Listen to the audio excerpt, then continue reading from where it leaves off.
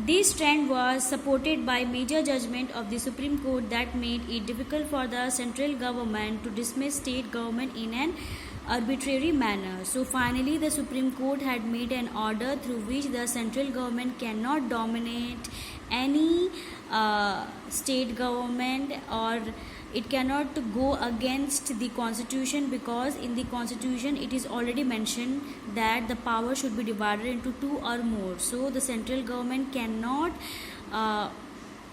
overrule the state government unless the state government make such law that violates the constitution of our India. Thus, federal power sharing is more effective today than it was in the early years after the constitution came into force. So at present the federal system is working in a more efficient way as when our India got independence. So we can say that in order to make federalism practice in our India, all these factors are equally important, because if one factor is not working properly, the federal system will not work in a smooth way.